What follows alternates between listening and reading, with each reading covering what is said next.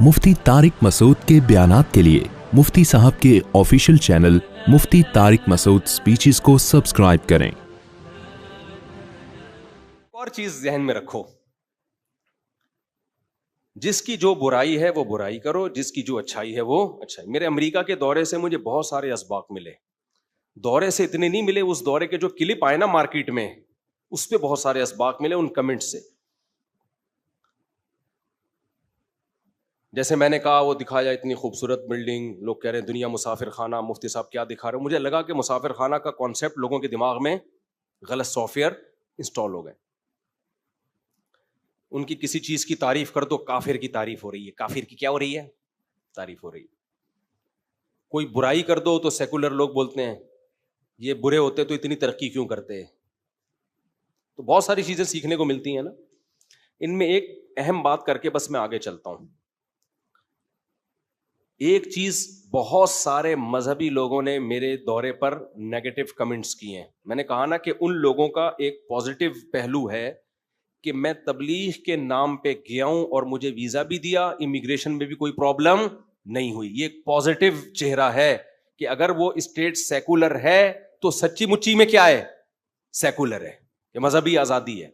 ठीक है, खास लेवल पे जाके शायद वो भी पाबंदियां, और ऐन मुमकिन है आगे मुझ पे भी पाबंदियां लगा दें। अब तक की रिपोर्ट के मुताबिक एक बड़ा मुस्बत चेहरा सामने आया। तबलीगी जमातें भी जाती हैं, समझते हो कि नहीं समझते? मुझे पता है लोगों ने क्या कमेंट्स किए, कोई एक भी नहीं है जो कह रहे सुभान अल्लाह। यानी वो कमेंट्स में कह रहे असल में आप जैसे फजूल लोग जिन्होंने कोई सिस्टम की तब्दीली की बात तो वहां जाके करनी नहीं है, तो आपको वीजा ना देने में उनका क्या नुकसान है। असल में जो इनकलाबी जहन के स्कॉलर्स होते हैं ना, उनको नहीं वो वीजा देते। आपने क्या जाके नमाज रोजे की तरकीब देनी है, शादियों की तरकीब देनी है, तो इससे उनकी सेहत पे कोई फर्क नहीं पड़ता। ये मजहबी लोगों की तरफ से ये कमेंट्स बहुत कॉमन है, समझते हो? बहुत अहम बात है, इसको खोपड़ी में बिठा लो अच्छी तरीके से। बिल्कुल मुल्क के अंदर भी ऐसा ही है। आप पाकिस्तान में ऐसी तकरीरें करें कि FIR कटे, जेलों में जाएं और किसी काम के ना रहें, और फिर एजेंसियां आपके सॉफ्टवेयर अपडेट करके फिर वो काम करवाएं जो एजेंसियां चाहती हैं। इसको हमारे यहां बहादुरी समझा जाता है कि हक डंके की चोट पे बयान करता है, ये नहीं देखता कि इससे इसका रिजल्ट क्या निकल रहा है। हक परस आदमी इनकलाब की बात करता है, और ये होते हैं इनकलाबी लोग, और फिर ये जेलों, और जाहिर है फिर तो गिरफ्तारियां भी होंगी। और ये मौलवी आज तक कभी जेल नहीं गया, आज तक कभी पुलिस मोबाइल नहीं आई इसको उठाने के लिए। इसको हर मुल्क का वीजा मिल रहा है, इसका मतलब इन तिलों में तेल नहीं है। जिसको काफिर भी इजाजत दे रहे हैं अपने मुल्क में आओ तबलीग करो, ये खूब समझ लो अच्छी तरह से। देखो हमारे कुछ मजहबी लोगों की खोपड़ी हो गई है आउट। जो चीज पॉजिटिव थी ना, वो उसको क्या समझते हैं? नेगेटिव। मसलहत से काम करना कि आप काम कर सकें, ये किसी स्कॉलर की पॉजिटिविटी है कि वो काम कर रहा है सोसाइटी में। और ऐसी बातें करना कि एक दफा बात की और उसके बाद बात करने के काबिल ना रहे, ये कोई कमाल नहीं है। जब भी आप किसी स्टेट में इनकलाब की बात कर रहे हो ना कि पूरा सिस्टम यूं उठा के उलट दूंगा, या तो एजेंसी के आदमी हो आप, या एजेंसियों ने आपको ढील दी हुई है कि तू सिस्टम की कोशिश तो करना। उनको पता होता है इन तिलों में तेल है नहीं, लिहाजा उन्होंने छोड़ा हुआ होता है। जब भी कोई बात करे ना इनकलाब की बात, इनकलाब की बात, आप उससे कहें तुम्हारे पास इनकलाब का पैकेज क्या है। बातें करने पर कोई गवर्नमेंट दुनिया में पाबंदी नहीं लगाती। बहुत से लोग कह रहे हैं कि अमेरिका में और यूरोप में जो इनकलाब की बात करते हैं उन पे पाबंदियां लगती हैं, जो इनकलाब की बात नहीं करते उन पे पाबंदियां नहीं लगती। काम कौन कर रहा है? इनकलाब की बातें करने वाले या बातें ना करने वाले? काम कौन कर रहा है? बोलो ना भाई, क्या हो गया? काम वो कर रहा है जो बातें नहीं कर रहे, और जो बातें कर रहे हैं वो 40 साल से बातें करने नहीं फेंक रहे हैं। किया उन्होंने 40 साल 50 साल में भी, जब से पाकिस्तान बनाए एक धेला भी काम नहीं किया उन्होंने। समझ में नहीं आ रही मेरा ख्याल है बात। اور ان ملکوں میں جو اتنے پاورفل کنٹریز ہیں جہاں پرندہ پر نہیں مار سکتا، وہاں مسلمان جو مینورٹی میں اگر انقلاب کی باتیں کریں گے وہ تمہیں چھوڑیں گے؟ بولو نا کیا ہو گیا؟ وہ کہیں گے کمبختو ہم نے تمہیں جو ویزا دیا ہے اس لیے کہ تم آگے ہماری جڑیں کاٹو. یہ کوئی عقل مندی کا کام ہوگا؟ مجھے لگ رہا ہے آپ لوگ کو گرمی لگ رہی ہے بہت زیادہ، یا شاید میں زیادہ جذباتی ہو گیا ہوں. اب میں دوبارہ آرام سے بیان، اتنے چیخنے چلانے کی ضرورت کیا ہے؟ یہ بات آرام سے بھی تو کہی جا سکتی ہے نا. اب میں آرام سے کہتا ہوں یہ بات دوبارہ سے، وہ کینسل ہو گیا جو اب تک میں نے کہا تھا. مجھے ایک بات بتاؤ، تمہیں کسی کمپنی میں جاتے ہو، تم کیمرے لگے ہوئے ہیں چاروں طرف، تمہیں دیکھا جا رہا ہے، کمپنی نے تمہیں اندر گھسنے کی اجازت دے دی، اسکین کر کے آنکھیں وانکھیں چیک کر کے سب کچھ ایک ایک چیز تمہاری ان کے کنٹرول میں ہے. اور یہ بھی دیکھ لیا کہ یہاں آ کے ایسا تو نہیں ہمارا نظام بدلنے کے لیے کوئی اوٹ پٹانگ کوئی ایسی حرکت کرے جس سے ہمارا ہی بیڑا غرق ہو جائے. سب کچھ سیٹ کر کے کمپنی نے تمہیں اندر گھسایا. تم نے وہاں جا کے باس بدلنے کی باتیں شروع کر دی. ان کو پتا بھی ہے یہ ہو نہیں سکتا کہ ان سے یہ باتیں نہ چھپیں. تو یا تو تمہیں باس نے خود بٹھایا ہے کہ مجھے بدلنے کی بات کر، جو جو تیرا ساتھ دے گا نا، تو چونکہ میرے کہنے پہ یہ کام کر رہا ہے تجھے کچھ نہیں کہوں گا، جو جو ساتھ دے اس کے نام نوٹ کر لے، پہلی فرصت میں اس کو لٹکانا ہے ہم نے. کیا خیال ہے؟ غلط تو نہیں کہہ رہا؟ یا پھر آپ پرلے درجے کے بے وقوف ہو کہ جس باس نے آپ کو اندر گھسنے دیا، آپ کا آئی اسکین ہو رہی ہے، آپ کے بایو میٹرک ہو رہا ہے، آپ کا تھم اسکین ہو رہا ہے، ایک ایک چیز آپ کی ریکارڈ ہو رہی ہے، اور آپ وہاں جا کے بات کر رہے ہو ان کے سسٹم کو بدلنے کی. تو یہ انقلابی لوگ نہیں ہیں، ذہن میں رکھو یہ بات، یہ انقلابی لوگ نہیں ہیں، یہ اوپر سے فارغ لوگ ہیں جو اپنے جیسے چند بے وقوفوں کو اپنے گرد اکٹھا کر لیتے ہیں، خود بھی مرتے ہیں، اپنے ساتھ بہت سارے بے وقوفوں کو بھی مرواتے ہیں، اور پھر مسلمانوں کے لیے ایک ناسور بن کے مسلمانوں کا مستقبل بھی ان ملکوں میں داؤ پہ لگا دیتے ہیں. وہاں کی حکومتیں کہتی ہیں ہم نے ان کمبختوں کو جو مذہبی آزادی دی ہے یہ اس قابل نہیں ہے کہ ان کو یہ آزادی دی جائے، ان کا اتنا ظرف نہیں ہے کہ اس آزادی کو یہ برداشت کر سکیں، جس کا نتیجہ یہ پاور میں تو وہی لوگ ہیں، ہم تھوڑی ہیں پاور میں، جس کا نتیجہ یہ نکلے گا کہ کل مسلمانوں کا مستقبل انتہائی بھیانک ہوگا. پھر سمجھتے ہو کہ نہیں سمجھتے؟ تو جب بھی کوئی اپنے ملک میں یا دوسرے ملک میں انقلاب کی بات کرے، آپ اس سے کہو انقلاب کا گراؤنڈ ریئلٹی سے میچ ہونے والا کوئی سوٹیبل پیکج لے کر آؤ. یہ لفظ یاد رکھو، نیوٹن کے قانون کی طرح میرے یہ الفاظ یاد کر لو. خالی آخری لفظ یاد نہیں کر لینا، جیسے سردار جی نے کہا نا بچے سے کہ تمہارا نیوٹن کا قانون سنا، اس نے کہا آخر سے یاد ہے، آخر سے سنا تو اس نے کہا از کالڈ نیوٹنز لا. سمجھ رہے ہو؟ تو ایسے یاد نہیں کرنا. جب بھی کوئی، کیونکہ پاکستان میں یونیورسٹیوں میں ایسے اسکالر بہت پنپ رہے ہیں جو بچوں کو کہتے ہیں کب تک چپ بیٹھے رہو گے، انقلاب انقلاب. چپ نہیں بیٹھنا، ہم نے کوشش کرنی ہے، سوٹیبل کوشش کرنی ہے جو گراؤنڈ ریئلٹی سے میچ کر رہی ہو. ایسا کوئی کام نہیں کرنا کہ لینے کے دینے پڑ جائیں.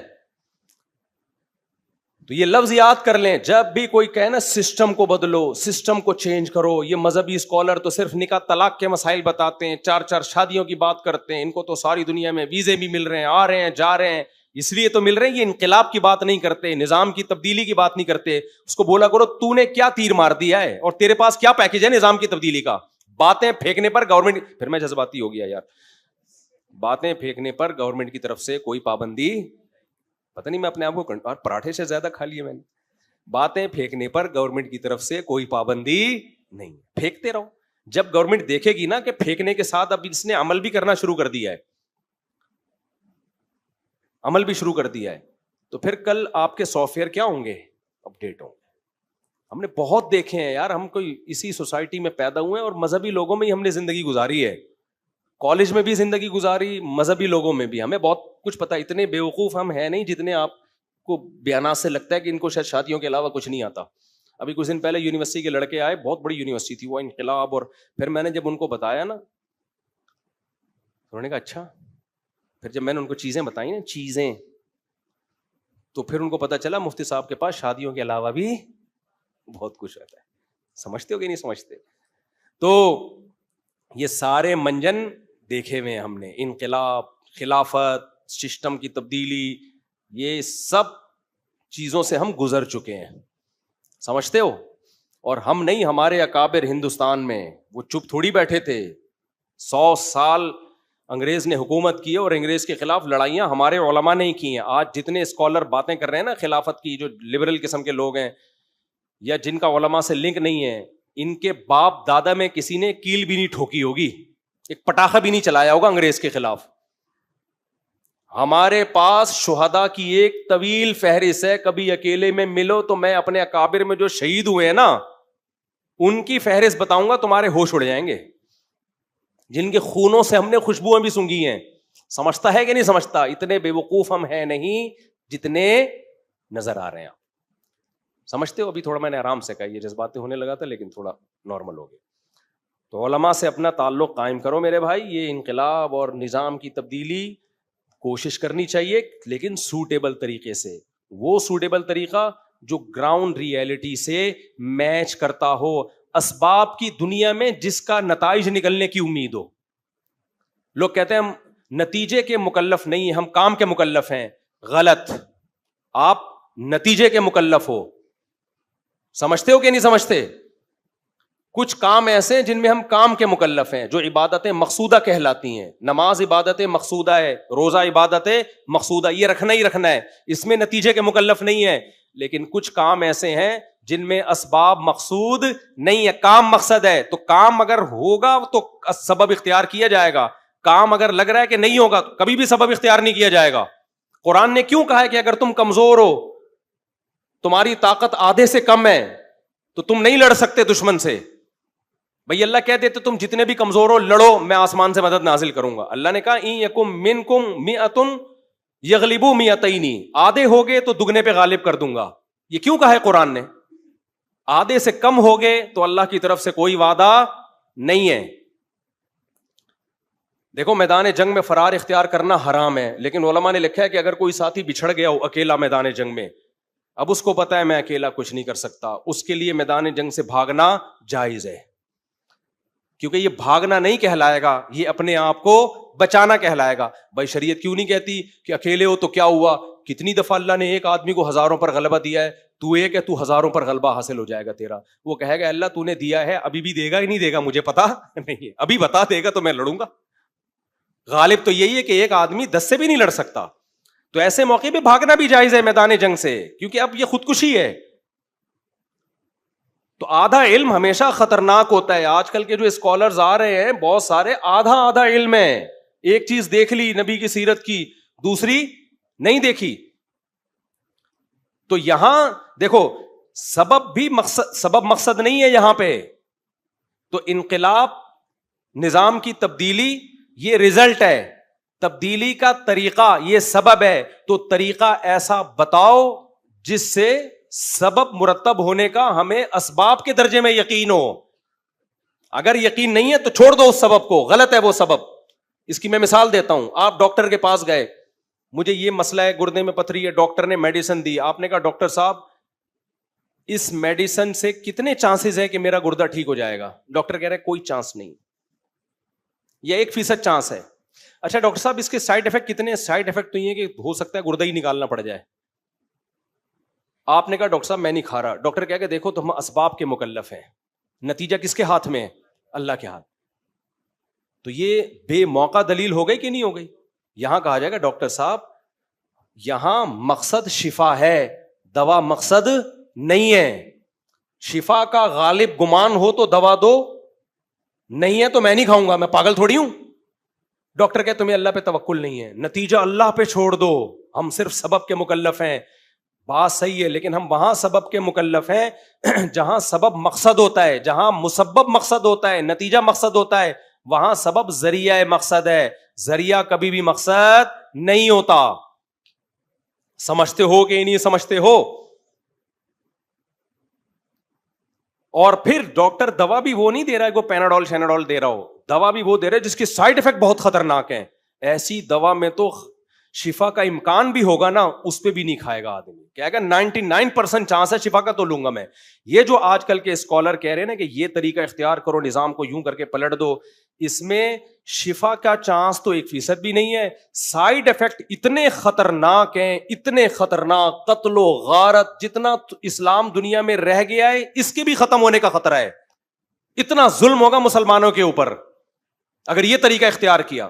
میں گیا ہوں یورپ امریکہ میں, دیکھ کے آیا ہوں, کچھ مسلمان وہاں تمیز سے بیٹھ نہیں رہے ہیں, انقلاب کے نا پرچے بانٹ رہے ہوتے ہیں اندر ہی اندر. میں ان سے کہتا ہوں, لوگوں سے کہتا ہوں, ان سے بچ کے رہو بھائی, یہ تمہیں جو آزادی ملی ہوئی ہے نا یہ بڑھے گی نہیں, نہ انقلاب آئے گا, یہ تمہارے ساتھ وہ سلوک کرنا شروع کر دیں گے جو چائنا کے شہر, کیا نام ہے اس کا, نہیں یار وہ چائنا کے ایک مشہور شہر ہے نا جہاں بہت ظلم ہو رہا ہے, شنکیانگ یا ہے میرا خیال ہے کہ شنکیانگ اس طرح کر کے, تو چائنی زبان ہی ہے آنگ چانگ کر کے, خیر تو مشہور شہر ہے. تو جو ظلم وہاں ہو رہا ہے نا اس نوعیت کا ظلم شروع ہو جائے گا اور پھر پناہ مانگو گے. جو کرنے کا کام ہے وہ نہیں کر رہے, وہاں بھی نہیں کر رہے مسلمان. کرنے کا کام کیا ہے جو یہودی نے کیا تھا 1960 میں 50 میں. یہودی مینورٹی میں تھے امریکہ میں. یہودیوں نے کہا کہ ہم انتہائی تھوڑے ہیں, یہودی ایسا بے وقوف نہیں ہماری طرح انقلاب کی باتیں کر کے اپنے اوپر پابندیاں لگوا لے. اس نے گورنمنٹ کو کہا کہ ہم سے زیادہ آپ کا دنیا میں کوئی خیر خواہ نہیں ہے. وہ ایجوکیشن میں, بزنس میں آگے بڑھے, بیوروکریسی تک پہنچے, فوج میں پہنچے, عدلیہ میں پہنچے, حکومتوں میں پہنچے. 50-100 سال کی لانگ ٹرم پالیسی بنائی یہودیوں نے وہاں پہ. ہمارے جیسے بے وقوف اسکالر ان کے ہاں نہیں تھے, کیونکہ یہودی گراؤنڈ ریئلٹی پہ بلیو کرتا ہے. اس غزہ میں تو پٹ رہا ہے, وہ اللہ کی مدد ہے کیونکہ ظالم ہے نا, وہ اللہ کی مدد ہے. تو اب کیا ہے, لانگ ٹرم پالیسی بنائی جس کا نتیجہ یہ نکلا کہ وہیں کے پڑھے لکھے لوگوں کی بات کر رہا ہوں, یہ اخبار اور نیوز چینل کی رپورٹس نہیں ہے, جو وہاں کے حالات دیکھ رہے ہیں صبح شام. کہتے ہیں کہ مینورٹی میں ہوتے ہوئے اپنے مذہب کو, اپنے کلچر کو بھی بچایا اور پورا امریکہ اپنے ہاتھ میں لے لیا. آج پورا امریکہ اسرائیل کے خلاف احتجاج کر رہا ہے, لیکن پالیسیاں امریکہ میں بن رہی ہیں اسرائیل کے فیور میں. آدمی حیران ہوتا ہے, ہر انگریز اسرائیل کے خلاف ہے, پورا کنٹری اسرائیل کے خلاف ہے, تو پھر یہ کون ہے جو فیور کس کو کر رہا ہے, اسرائیل کو. آدمی حیران ہوتا ہے. حیران ہونے کی بات نہیں ہے, یہودی نے اپنی کھوپڑی کو استعمال کیا, اور ہمارے مذہبی اسکالر کھوپڑی کے علاوہ سب کچھ استعمال کر رہے ہیں. جو چند مذہبی اسکالر ہیں جو یونیورسٹیوں میں بغاوت, نظام کی تبدیلی, انقلاب, اور یہ مولوی صرف وضو اور استنجا کے مسائل سکھا رہے ہیں, یہ نکاح طلاق کے مسائل, میاں بیوی کے حقوق, تم تو وہ بھی نہیں سکھا رہے, تو تم جو کچھ کر رہے ہو نا اس کا انجام بہت بھیانک ہے. لانگ ٹرم پالیسیاں بنا کے ایجوکیشن میں جاؤ, عدلیہ میں جاؤ, فوج میں جاؤ, بیوروکریسی میں جاؤ. اقلیتوں نے یہی تو کیا ہے. آج ہم اپنے ملک میں اقلیتوں کے غلام کیوں بنے ہوئے ہیں؟ انہوں نے اسکولوں کو فوکس کیا ہے. ہمارے امریکہ میں کیا ہو رہا ہے, مسجد آپ بنانا شروع کر دو, سب پیسہ دیں گے. کوئی ایونٹ رکھو کہ مسلمانوں کا 50 سال کے بعد فیوچر کیا ہوگا, اس کے لیے پالیسی بنانے کے لیے کوئی ایونٹ رکھو, 5 روپے کسی کی جیب سے چندہ نہیں نکلتا. ہاں آپ ایسا ایونٹ رکھ لو کہ میں انقلاب لانا چاہتا ہوں, جو لائن میں آ جائیں, پھر دیکھو بھائی لا کیسے رہا ہے. کہہ رہے ہیں بس اٹھو, کب تک گھروں میں بیٹھے رہو گے, اٹھ کے کہاں جاؤں, کدھر جا کے سر پھوڑوں, کوئی بم دے کدھر جا کے رکھ کے آؤں. ہم اسباب کے مکلف نہیں ہیں, ہم اسباب کے مکلف ہیں, نتیجے کے ایک منجن ان کے ہاتھ میں ہوتا ہے. ہم نتیجے کے مکلف ہیں, اسباب کے مکلف نہیں ہے. تو خیر کہاں سے کہاں بات چلی گئی, میں جلدی سے بات کو سمیٹ کے ختم کرتا ہوں. کیا کریں یار, تو بس ہماری قوم کا مسئلہ صرف اور صرف کس کا ہے, کھوپڑی کا. علم کی بھی کمی, ایک تو بڑا مسئلہ جس کو جو علم نہیں ہے وہ اس لائن میں گھسا ہوا ہے, یہ بہت بڑا مسئلہ ہے. پراپر وے میں مدرسے میں علم حاصل نہیں کرتے اور کہتے ہیں یہ دین کا علم کوئی مولوی ہے اس کے ٹھیکیدار ہیں. قطعاً نہیں ہے مولوی ٹھیکیدار, تبھی تو ہم کہتے ہیں کہ ہر ایک کے لیے جائز ہے مدرسے میں داخلہ. دیکھو میڈیکل سائنس کا علم, اگر کوئی آدمی کلینک کھول کے ٹیکے لگانا شروع کر دے اور دلیل یہ دے کہ کیا ڈاکٹر میڈیکل سائنس کے ٹھیکیدار ہیں, تو ہم جواب میں کہیں گے نہیں. ڈاکٹر ٹھیکیدار ہوتے تو صرف ان ڈاکٹروں کو جو بن چکے ہیں انہی کو اجازت ہوتی کہ وہ میڈیکل کالج میں پڑھ کے آگے جائیں. میڈیکل کالجز ہر ایک کے لیے کھلے ہوئے. تو اسی طرح دینی مدارس کا دروازہ ہر ایک کے لیے بولو کھلا ہوا ہے. لیکن آپ یہ چاہو گے کہ پڑھے بغیر ہم دین کے ٹھیکیدار یا چوکیدار بن جائیں, اس کی ہم آپ کو اجازت نہیں دیں گے. سمجھ میں آ رہی ہے بات؟